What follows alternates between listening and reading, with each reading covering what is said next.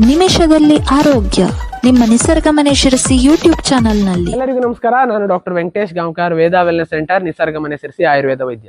ವೀಕ್ಷಕರೇ, ನಿಮಿಷದಲ್ಲಿ ಆರೋಗ್ಯ ಕಾರ್ಯಕ್ರಮಕ್ಕೆ ನಿಮಗೆಲ್ಲ ಸ್ವಾಗತ.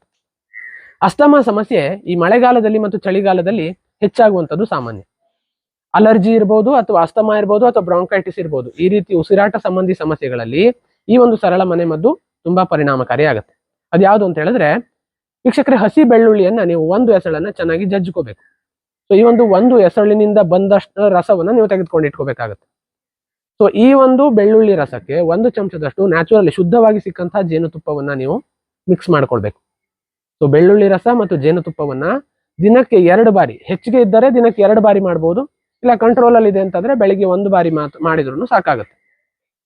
ಇದನ್ನ ನೀವು ಸೇವಿಸ್ತಾ ಬರುವಂತದ್ದು ಒಂದು 10 ದಿನ 15 ದಿನಗಳ ಕಾಲ ಕಂಟಿನ್ಯೂಸ್ ಆಗಿ ಸೇವಿಸುವಂತದ್ದು. ಇದರಿಂದಾಗಿ ಅಲರ್ಜಿಕ್ ಅಸ್ತಮಾ ಇರ್ಬೋದು, ಅಲರ್ಜಿಕ್ ಬ್ರಾಂಕೈಟಿಸ್ ಇರ್ಬೋದು, ಉಸಿರಾಟ ಸಂಬಂಧಿ ಯಾವುದೇ ಸಮಸ್ಯೆಗಳಿದ್ರು ಕೂಡ ಹತೋಟಿಗೆ ಬರ್ತದೆ. ಸೊ ಹಾಗಾಗಿ ಇದನ್ನ ಮಳೆಗಾಲದಲ್ಲಿ ಮತ್ತು ಚಳಿಗಾಲದಲ್ಲಿ ವಿಶೇಷವಾಗಿ ಬಳಸುವುದು ಉತ್ತಮ. ಬೇಸಿಗೆ ಕಾಲದಲ್ಲಿ ಸ್ವಲ್ಪ ಪ್ರಮಾಣವನ್ನು ಕಡಿಮೆ ಮಾಡ್ಬೋದು, ಅಥವಾ ದಿನಕ್ಕೆ 1 ಬಾರಿ 1-2 ದಿನಗಳು ಮಾತ್ರ ಮಾಡಿದ್ರೆ ಸಾಕಾಗುತ್ತೆ. ಹಾಗಾಗಿ ತಂಪಿನಿಂದ ಆಗ್ತಾ ಇರುವಂತಹ ಉಸಿರಾಟದ ಸಮಸ್ಯೆಗಳಿಗೆ ಬೆಳ್ಳುಳ್ಳಿ ರಸ ಮತ್ತು ಜೇನುತುಪ್ಪದ ಮಿಶ್ರಣವನ್ನು ಸೇವಿಸಿ ಆರೋಗ್ಯವನ್ನು ಹೊಂದಿ. ನಮಸ್ಕಾರ.